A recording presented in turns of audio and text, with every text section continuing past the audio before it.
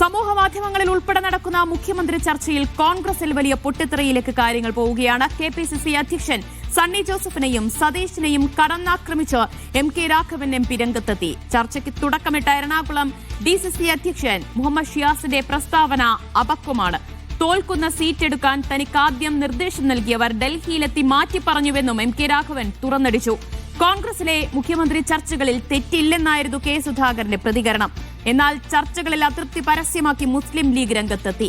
കഠിനാധ്വാനം ചെയ്ത പ്രവർത്തകരെ നിരാശരാക്കുന്ന ചർച്ചയാണ് ഇതെന്ന് ലീഗ് സംസ്ഥാന ജനറൽ സെക്രട്ടറി PMA സലാം പറഞ്ഞു. ആരായാലും ഈ കൗണ്ടിങ്ങിന് മുമ്പ് ഇത്തരം ചർച്ചയ്ക്ക് തുടക്കം കുറിക്കുന്നത് അതൊരിക്കലും ഈ പാർട്ടിക്ക് ദോഷം മാത്രമേ ഉണ്ടാക്കൂ, ഗുണം ഉണ്ടാക്കില്ല. ഒരിക്കലും പാർട്ടിക്ക് ദോഷകരമായ അവസ്ഥ ഉണ്ടാക്കും, സംശയം വേണ്ട. അതാരാണ്, ഏത് നേതാവായാലും കുഴപ്പമില്ല. പക്ഷെ ഒരിക്കലും പാടില്ലാത്ത കാര്യങ്ങളാണ് ഇപ്പോൾ സംഭവിച്ചുകൊണ്ടിരിക്കുന്നത്. ഇതിൻ്റെ ഒരു വാദം തുടങ്ങിയത്, അല്ലെങ്കിൽ ഇതിൻ്റെ ആവശ്യം തുടങ്ങിയത് എറണാകുളത്തു നിന്നാണ്. DCC പ്രസിഡന്റാണ് ആദ്യം പറയുന്നത്. അയാൾക്ക് പറയാൻ എന്ത് അർഹതയാണ്? ഞാൻ ചോദിച്ചേ, അപക്വമായ നടപടിയല്ലേ? അയാളുടെ സ്റ്റേറ്റ്മെൻ്റ് ആണല്ലോ ഈ വിവാദങ്ങൾ മുഴുവൻ ഉണ്ടാക്കിയിട്ടുള്ളത്. UDFന് ഭരണം കിട്ടുമെന്ന് ഉറപ്പുള്ളത് കൊണ്ട് UDFിലെ ഘടകകക്ഷികൾക്ക് അത് സംബന്ധിച്ച് ചർച്ച ചെയ്യാനുള്ള സ്വാതന്ത്ര്യമുണ്ട്. പക്ഷെ ആ ചർച്ച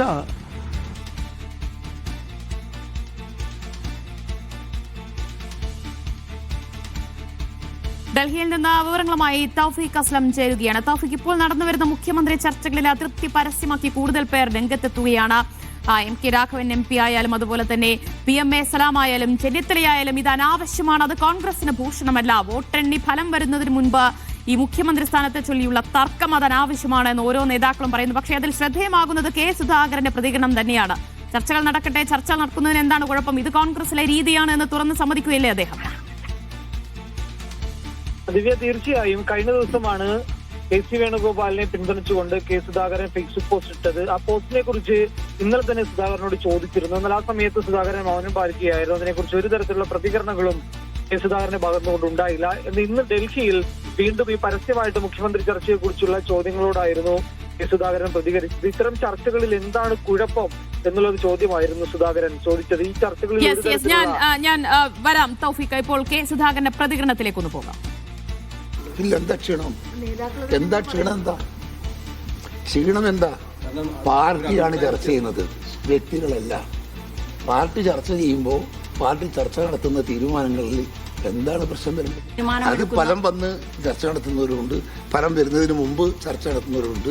അതൊക്കെ സ്വാഭാവികമായും ജനാധിപത്യ സംവിധാനത്തിൽ എല്ലാവർക്കും അതിനൊരു വഴിയുണ്ട്, ഇതിനൊരു തിങ്കിങ്. പക്ഷെ പാർട്ടിക്ക് ഇതിനൊരു രീതിയും ചട്ടങ്ങളൊക്കെ ഉണ്ട്. ആ രീതിയാണ് ഇപ്പോൾ കാണുന്നത്. അത് നല്ല അദ്ദേഹത്തിൻ്റെ സ്വന്തം അഭിപ്രായം, അതല്ലേ ശരിയും. അദ്ദേഹം പറഞ്ഞതല്ലേ ശരിയും. സമ്മർദ്ദമൊന്നും ഉണ്ടായിട്ടില്ല, ആളുകൾ ആവശ്യപ്പെട്ടിട്ടുണ്ട്. തൗഫീഖ്, കോൺഗ്രസിനകത്തെ ഭിന്നത, തർക്കം അത് മറനീക്കി പുറത്തു വരികയാണോ ഇപ്പോൾ? മുഖ്യമന്ത്രി ആരാണ് എന്നുള്ള തീരുമാനം സമൂഹ മാധ്യമങ്ങളിൽ കഴിഞ്ഞ ഒരാഴ്ചമായി വലിയ ചർച്ച നടക്കുകയാണ്. അതിനിടയിലായിരുന്നു സുധാകരൻ KC വേണുഗോപാലിനെ പിന്തുണച്ചുകൊണ്ട് ഒരു ഫേസ്ബുക്ക് പോസ്റ്റ് ഇടുകയും അത് വലിയ ചർച്ചയാവുകയുമെല്ലാം ചെയ്തത്. തുടർന്ന് അതുമായി ബന്ധപ്പെട്ടുള്ള ചോദ്യങ്ങളോടായിരുന്നു. അത്തരം ചർച്ചകളിലൊന്നും ഒരു തരത്തിലുള്ള പ്രശ്നങ്ങളുമില്ല, അത് പാർട്ടിയെ ഒരു തരത്തിലും ബാധിക്കില്ല എന്നുള്ളൊരു പ്രതികരണമാണ് സുധാകരന്റെ ഭാഗത്തുകൊണ്ട് ഉണ്ടായിരുന്നത്. ഫലം വരുന്നതിന് മുമ്പ് ഇത്തരം ചർച്ചകൾ പാർട്ടിക്ക് ഒരു തരത്തിലുള്ള ദോഷവും ഉണ്ടാക്കില്ല. ജനാധിപത്യ രീതിയാവുമ്പോൾ ചർച്ചകൾ ഉണ്ടാകും. കോൺഗ്രസ് ഒരു ജനാധിപത്യ പാർട്ടിയാണ്.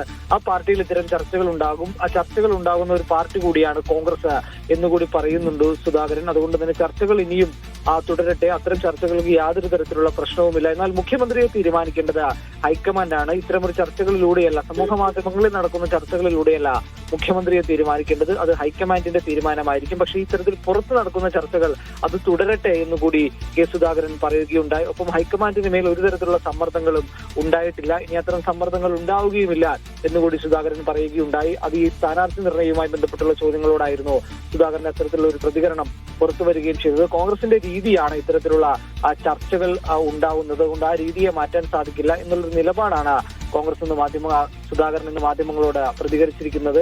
വരും ദിവസങ്ങളിലും ഈ മുഖ്യമന്ത്രി സ്ഥാനത്തെ ചൊല്ലിയുള്ള ചർച്ചകൾ കോൺഗ്രസിൽ തുടരും എന്നുള്ളൊരു സൂചന കൂടിയാണ് സുധാകരന്റെ ഭാഗത്തുകൊണ്ട് ഇപ്പോൾ ഉണ്ടായിരിക്കുന്നത്.